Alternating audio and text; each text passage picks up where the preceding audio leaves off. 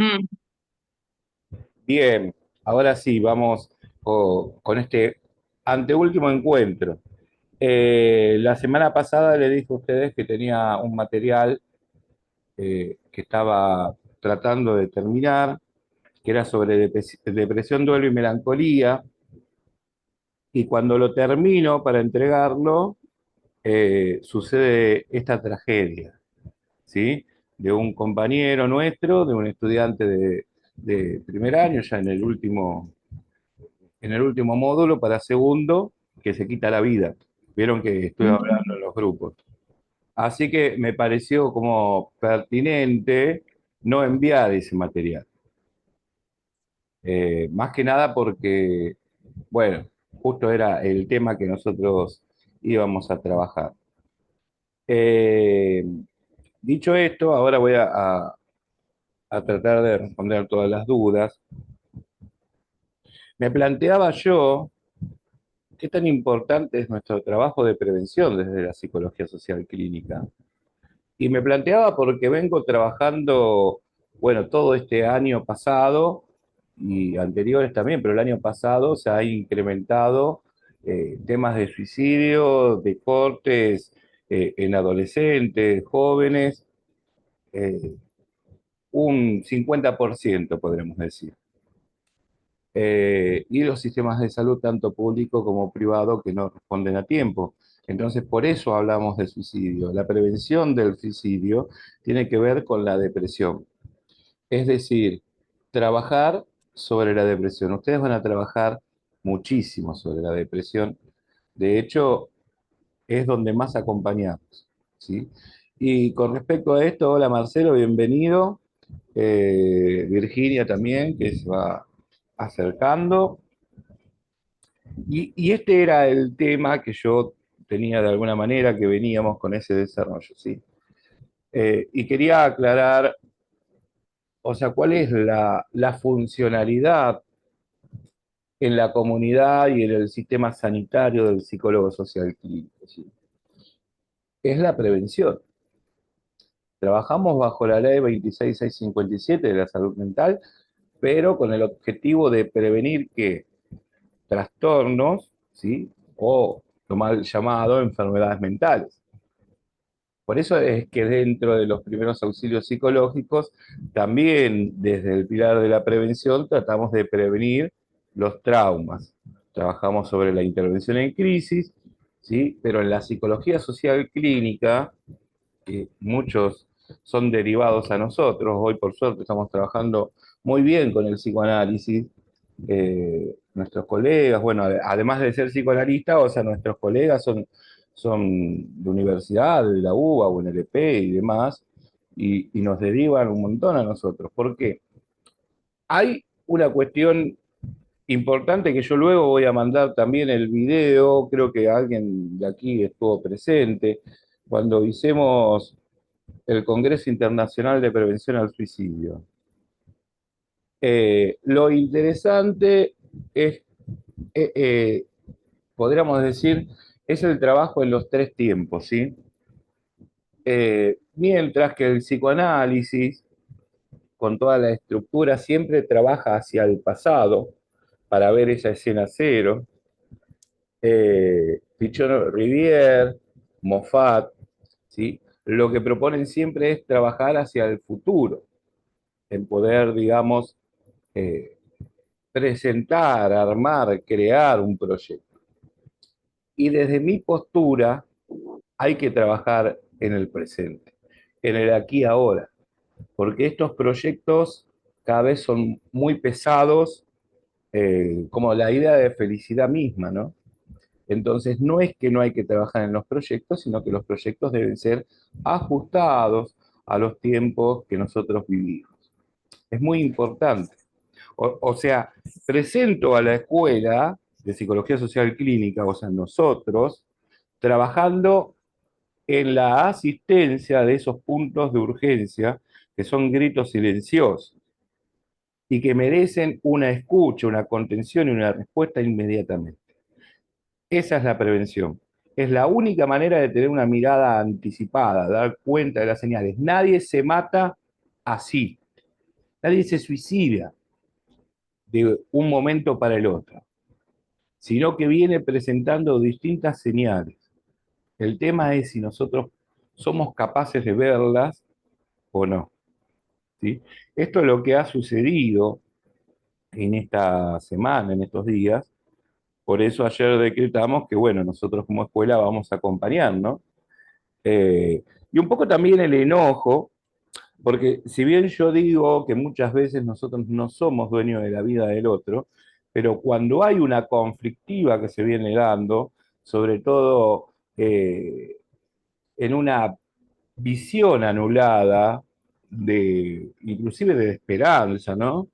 Pero que entra la patología en términos de vínculos patológicos, entonces ahí se complica todo. Ustedes saben muy bien que los vínculos, ¿no? Ahí es donde está todo enganchado, articulado y por lo tanto complicado. Todo es caótico. Y entonces, bueno, ahí se van dando señales y es cuando uno dice, yo lo que quiero aclarar con este tema y después vamos a todas las dudas que ustedes tienen, es que la depresión y viendo la gran mayoría de los trabajos que ustedes entregaron, que por suerte digo, ¿no? Y por ustedes, estuvieron muy lindos, están muy bien, ¿no? Porque en realidad es como una especie de juego hacer un conversatorio, a veces de mentira y a veces funciona, pero es como un entrenamiento al fin y al cabo. En la articulación teórica encontré algunos puntos. Después aquellos que quieran la devolución, hablan con Trini y todos los trabajos tienen una devolución, ¿sí? Los entregados hasta ahora. Lo que encuentro es el sentido de la normalización, ¿sí? Por ejemplo, hablar de un acompañamiento en el duelo y que el proceso es normal. Esa palabra normal, en tanto un concepto construido, tendremos que preguntarnos de qué hablamos de la normalidad. O cuando hablamos de salud y enfermedad, ¿no? ¿En qué parámetros hablamos? En un modelo médico hegemónico, psicoanalítico, psicosocial, clínico. Eh, Digo, no son cuestiones que están mal en la intervención. Bueno, es algo que tampoco es tan mal porque el otro no nos entiende a nosotros en la formación epistemológica. Pero decirle, es normal que estés pasando por esto. Yo no voy a dar nombre, cada uno de ustedes saben, porque encima no hay un solo trabajo, hay muchos trabajos que han hablado en estos términos. Se Es ha no- hablado en clase que la palabra era esperable, de hecho lo habíamos hablado bastante. exacto, exacto. Porque ¿qué sería normal? Es normal que vos te deprimas, o sea, si vos no te deprimís, o sea, ¿cuál es el concepto de normalidad? Esos puntos quiero que ustedes vayan revisando. eh, Profe, ya que, sí. perdón, que es que No, me no, justo me córtenme. llama la atención a que justamente lo que me pasó a mí, que fue en la intervención, que digamos, en lo que, el conversatorio que hice, es que justamente el problema, digamos, entre comillas, que estaba teniendo la asistida, es que todo, que ella se sentía juzgada porque no estaba pasando un duelo normal, porque ella no estaba sufriendo como todos esperaban que ella sufriera cuando falleció su hermano. Claro, Así que ahí, digamos, ahí salta exactamente lo que usted está comentando, ¿no? Esto de lo normal. claro. No se lo digo solamente a ustedes, se lo digo, digamos, a todos aquellos que tampoco están hoy presentes, pero también tuve la suerte de estar con muchos egresados del posgrado que siguen utilizando esta palabra de la normalidad o de la locura, ¿no? O la romantización en términos de amor. Eh, pero hay que tener mucho cuidado, manejarse con esa precaución cuando estamos hablando de la intervención de aquello que es normal, o sea, es, es normal que vos sufras, ¿no? Y entonces el otro que no sufre, pero a mí no me pasa nada, o sea, no soy normal, tengo algún problema, puede ser tomado para el otro lado, ¿sí? Entonces, tal vez con una palabra podría ser esperable, ¿sí? Que te esté pasando esto. Creo que es un poquito más genuino, más concreto, ¿no? O directamente es ¿Qué es lo esperable para vos?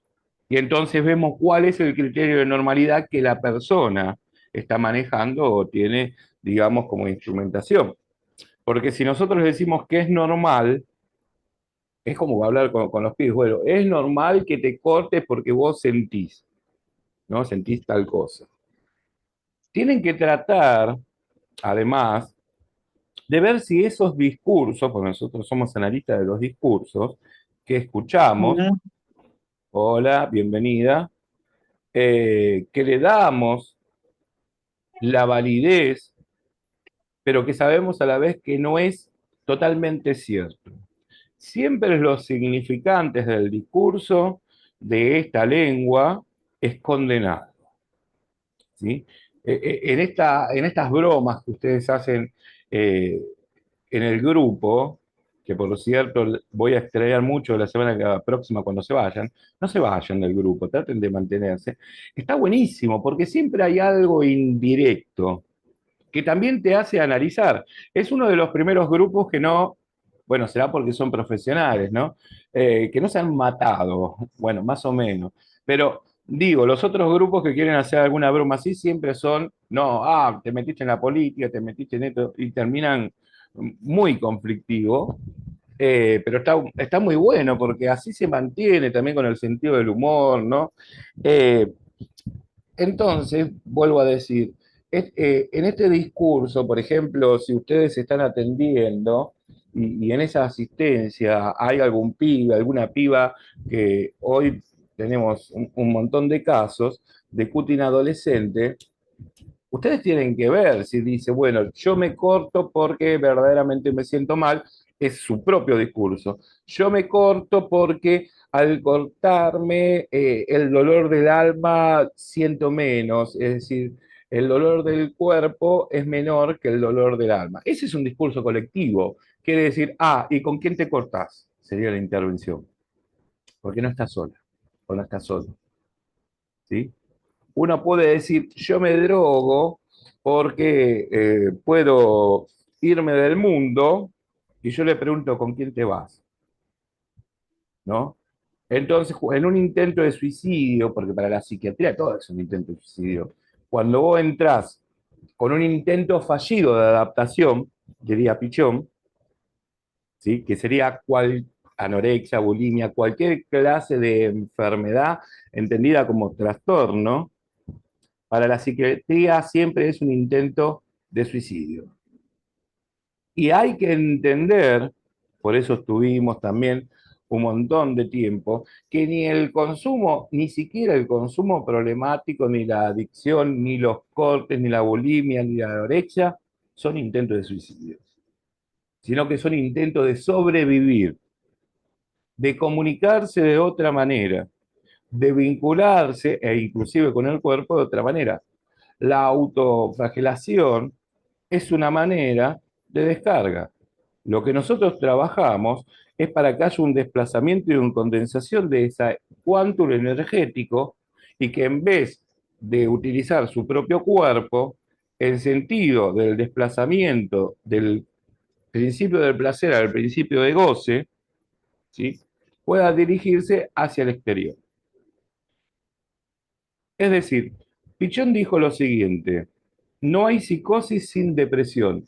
En 1946, tirando la enfermedad única, recorriendo todo ese camino del 69 y 70 hasta que muere en el 77, todo ese periodo de tiempo, él lo que trata de buscar siempre es una única enfermedad. Nosotros podemos decir un trastorno matriz, ¿no? Una matriz en donde quede configurado por lo menos lo que son las huellas cognitivas y las huellas emocionales.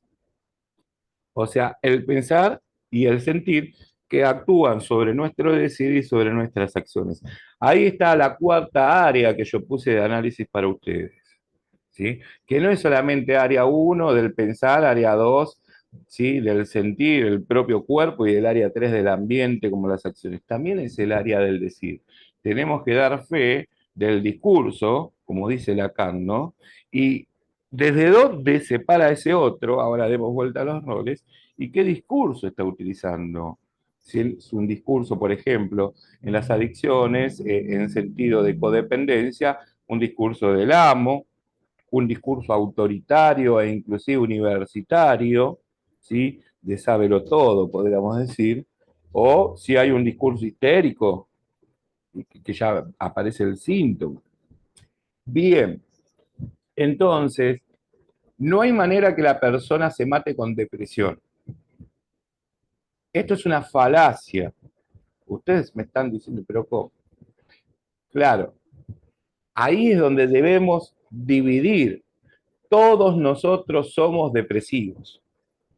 Y por suerte, ¿cómo salimos de la depresión? ¿Cómo salimos de una posición depresiva? Gracias a una posición esquizo. Entonces ahí está el sentido de la normalidad. Que lo esquizo sería normal, y si tomamos lo esquizo como la posibilidad de la fantasía y de poder ser creativo, sí. ¿Ven el sentido de la normalidad cómo cambia? Ahora, todos tenemos depresión, y sí, porque está la protodepresión, porque está la depresión de desarrollo, está la depresión desencadenante, la regresional y todos los que hemos visto, ¿no? La depresión no es una mala palabra. Yo escuchaba ayer, incluso ayer, que fue el Día Internacional, ¿no?, contra la depresión. ¿Cómo puede ser que aún en estos tiempos posmodernos que nos atraviesan, hablen de depresión en esos términos? Si hablamos de estructuras construidas, a la depresión no le podemos ganar, porque no podemos salir de la depresión, porque la depresión es parte de la constitución subjetiva. No digo de la personalidad, digo de la identidad. Todos somos depresivos. Y la depresión entonces está bien, porque nos salva la depresión de tener solamente pensamientos desde la fantasía. La depresión nos pone en un sentido de la realidad, ¿no? Y decir, bueno, ¿qué hay ahí enfrente que me priva? ¿O qué es lo que he perdido y me siento castrado? ¿Sí? ¿Y qué es lo que yo quiero? Porque la depresión se engancha en el sentido de la propia falta, y la propia falta es lo que hace que surja el deseo. Ahora, ¿qué es lo que sucede aquí? Que los científicos y las escuelas, y sobre todo las escuelas de psicología social y de muchas escuelas, no han podido aún diferenciar lo que es una estructura de la depresión, que no voy a decir sana, sino que voy a decir una depresión de la que todos somos parte, o todos tenemos esta depresión, porque tiene que ver con las presiones, ¿sí? Las presiones de la vida, de tener ahora o de no tener, o de imaginar tener y frustrarse a no tenerlo. De la melancolía. La gente se mata, se suicida cuando la depresión pasa hacia la melancolía. Entonces no tiene energía, se queda sin energía para poder elaborar el duelo de la pérdida, de la depresión. Y tienen ustedes que comprender este tema. No es una mala palabra hablar de depresión, sino que la depresión hay que aceptarla, que somos, por seres vivientes, vamos a estar siempre en falta y pérdidas, pero también en ganancias, que era lo que ya hablamos varias veces.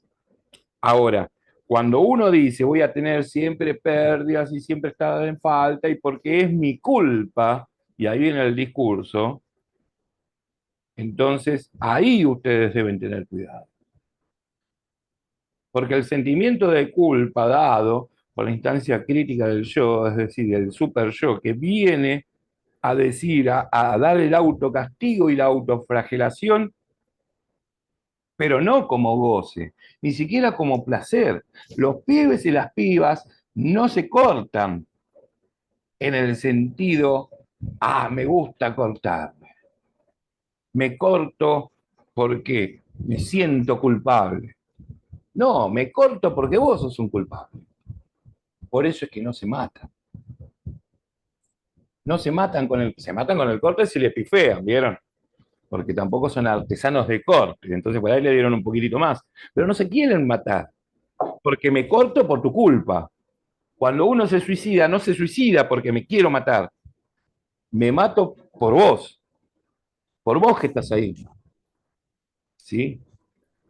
Por eso yo hablaba de la cobardía y del acto cruel, que después escuché el otro día también de la Escuela de Psicología Social del Sur, que por fin hablaron de la crueldad, ¿no? Y estas cuestiones de ser cruel con el propio cuerpo, pero no queriéndose matar uno, sino que el acto de crueldad es hacia el otro, ¿no? Y ahí comprendieron un poco el discurso que yo tenía aproximadamente hace 2 años. Entonces, volviendo a este tema, he postulado, primero, como ustedes saben, el cambio epistemológico y de paradigma científico de Kubler-Ross y de otros autores y autoras que hablaban en los años 70 de las etapas. Nosotros como buenos psicólogos sociales eh, y en esta parte de la clínica debemos comprender que la vida de ninguna manera puede ser por etapas. E inclusive, teniendo en cuenta definiciones de desarrollo, crecimiento y maduración, nunca van juntos. Lo comprendemos a Freud cuando dice, bueno, la adolescencia, ¿por qué no habla de la adolescencia? Comienza a los 2 y termina a los 18 porque habla claramente de la pubertad. Nosotros al poner ese concepto de necesidad, nos alejamos del apuntalamiento biológico. Creemos que hay un apuntalamiento biológico, pero que no es determinante. Hoy en día la pubertad no tiene nada que ver con la adolescencia. Entonces, no hay etapas, ¿sí? No hay etapas en sentido piramidal, ¿sí? En sentido, como decía Piaget, Vygotsky, todo esto ha cambiado. No hay un nivel preoperatorio de operaciones concretas, operaciones abstractas que se puedan poner por edades. La edad cronológica para nosotros puede o no estar, digamos, articulada y coincidir con una edad, ¿sí?, intelectual de maduración y una edad social, ¿o no? Lo más probable es que no. Ahora, una vez que yo puedo mover y ustedes pueden moverse de las etapas, se mueven de la normalidad. Porque ¿quién te dice a vos que el pibe tiene retraso madurativo porque no puede hacer una operación, una ecuación? En este caso, poder manejar el método hipotético deductivo, hallar el valor de X, todo eso, es una operación intelectual. Y si el pibe tiene 15 años y no lo puede hacer, entonces no está entrando dentro de un periodo, ¿sí?, de las operaciones abstractas, no maneja el método hipotético deductivo, no habría reversibilidad de pensamiento, ¿sí? Y sería todo entre los concretos y de alguna manera te dice, no sé lo que es la X. Entonces, ahí le hacemos pruebas de inteligencia desde el psicodiagnóstico y decimos que tiene retraso madurativo. ¿Dónde está la normalidad? ¿En la curva normal? ¿O acaso la normalidad es un constructo, una construcción social y cultural? Y también que tiene que ver cómo vivió, cómo vive. No es lo mismo que el pibe tenga todo en Capital Federal y esté boludeando todo el día con un celular y una tablet o lo que fuese, o jugando a los jueguitos virtuales que esté en el campo laborando todo el día con 45 grados de calor. Entonces, digo, los modelos curriculares que hoy trabajamos, tanto en las escuelas, fíjense ustedes, ¿no? Lo mismo que no ya normales, escuelas normales. ¿Quién no quiere estar en una escuela normal? ¿No? Y las escuelas del otro lado, de los que hablan de inclusión, digo a ustedes, acompañantes terapéuticos de donde vienen, y a los profesores, como en el caso de Trinidad, especializadas en discapacidad intelectual, que hoy le llaman retardo intelectual. Fíjense lo que es el modelo retardo intelectual, lo pueden buscar en el nomenclador si quieren. Hablan de escuelas especiales como si los pibes tuvieran dones para transformarse, son como una especie de transformers, ¿no? Especiales, como las pizzas. Entonces, hablan de inclusión con un diseño curricular exclusivo, que lo que hace, en vez de incluir, es segmentario, ¿no? Entonces, esto llama totalmente la atención de lo que ustedes se van a encontrar. Hay que tener mucho cuidado en estos modelos que nosotros trabajamos, ¿no? Que son desde el modelo de exclusión a la segregación y desde el modelo de la segregación a la integración y de la integración a la inclusión, pero falta un modelo, que es ir de la inclusión a la participación libre. Y ahí es donde ustedes tienen que trabajar, porque en la participación libre está ese sentido de la libertad. Que sea un pibe que venga con síndrome de Down, ¿sí? O con una discapacidad intelectual o con autismo, que para nosotros el autismo deja, por supuesto, es un trastorno generalizado del desarrollo y también un espectro, porque no es fantasmático, sino que existe y pasa a ser un trastorno emocional severo, o cualquier, ¿no? Un adolescente con esquizofrenia o como fuese, tiene que pasar a su estado de creatividad. ¿Para qué? Para ganarle a la depresión. Porque imagínense, si nosotros nos deprimimos en un mundo del lenguaje colectivo, en el mundo del lenguaje silenciado o no dado, hay mucha más depresión. Bueno, un poquito por el material que se viene, para que ustedes sepan que deben diferenciar en su intervención lo que es depresión y lo que es melancolía.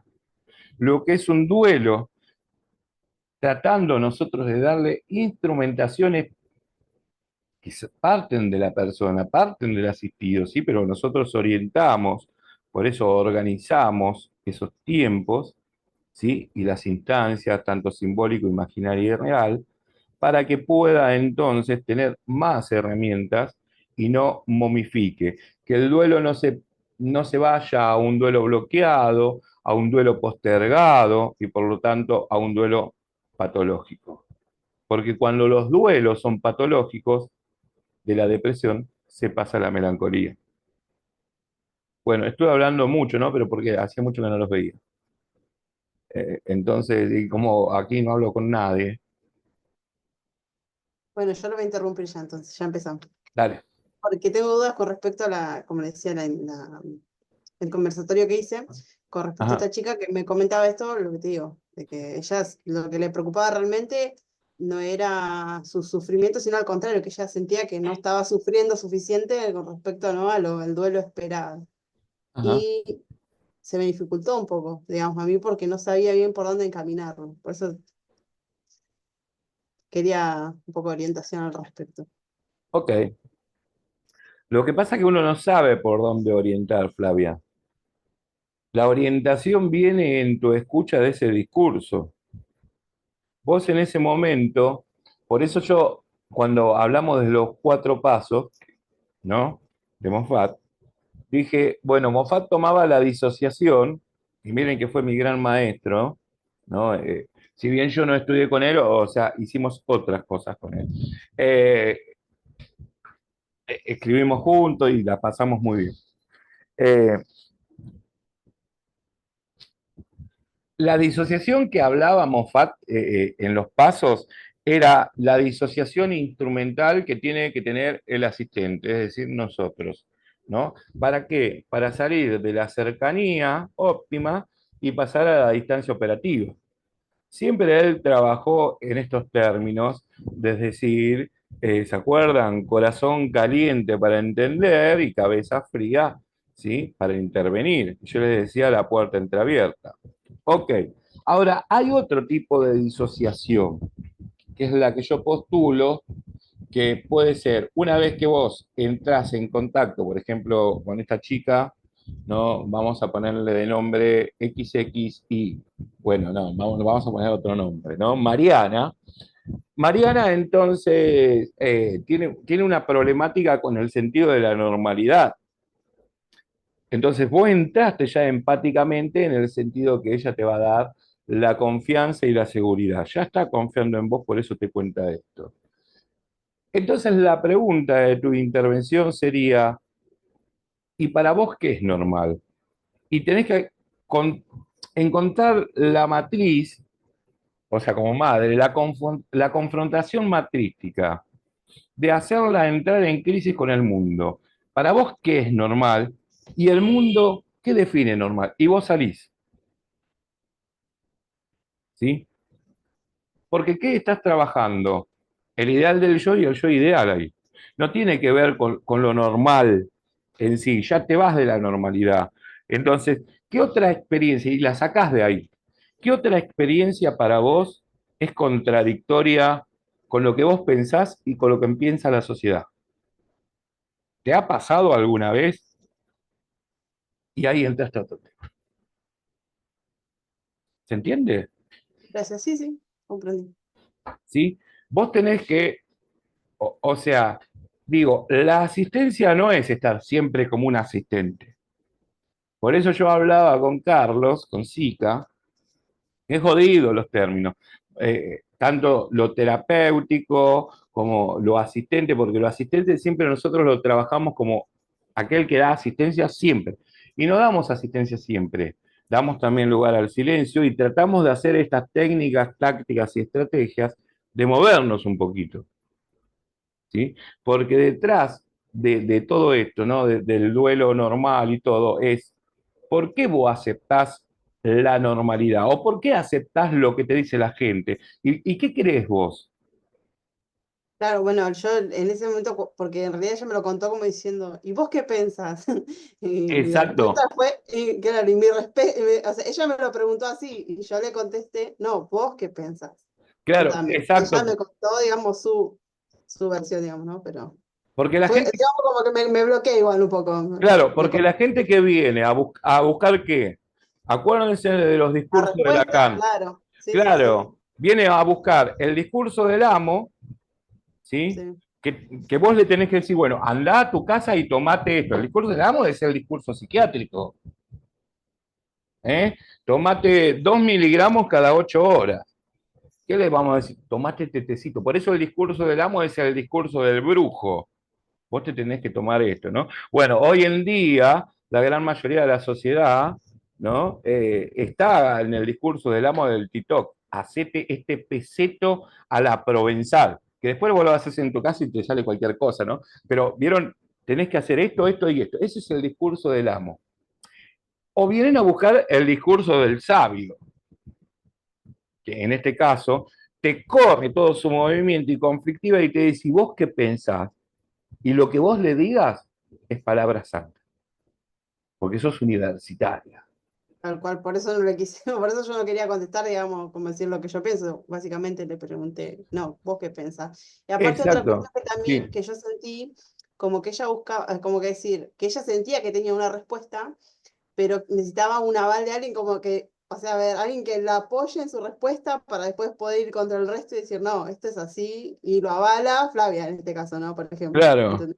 Yo siento, o sea, tuve esa sensación para mí. claro. Por eso en el psicoanálisis pasa mucho, que pasan, eh, no es que tenga problemas ni con el psicoanálisis ni los que... Bueno, en Estados Unidos hay muchos cursos que son así, ¿no? De consejeros psicológicos. Aquí también, hay en Argentina, que no me voy a poner en eso, que son consejeros, ¿no?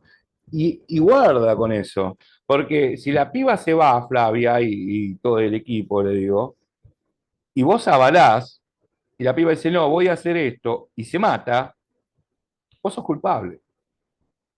Por eso el código ético, ¿sí? En el código ético es decir, yo no aconsejo, no, pero yo no te puedo aconsejar, ¿sabes por qué? Porque para consejo están los sacerdotes, ¿viste? Y están los padres, y así se equivocan. Y ahí entras con un chiste para qué, para escapar. O sea, más que el que vos que pensás, que está muy bien, pero que suena rígido también, ¿no? Es decir, bueno, ¿por qué no jugamos un poquitito al investigador privado? ¿Vos qué pensás? O sea, antes del vos que pensás, darle un chiste, ¿no? Es decir, flexibilizar. para no entrar tan directo al vos que pensás, porque que también puede generar una resistencia en el sentido, y para qué te pensás que vine? ¿Para que vos me digas? Porque ellos van, uno va con la creencia. Si no le decís nada, sos un inútil que no le decís nada. Ay, voy a cambiar de psicólogo porque este no me dice nada, ¿sí? Y si le decís mucho, se enamoran en términos transferencial, ¿sí? Y después si le va mal en la vida,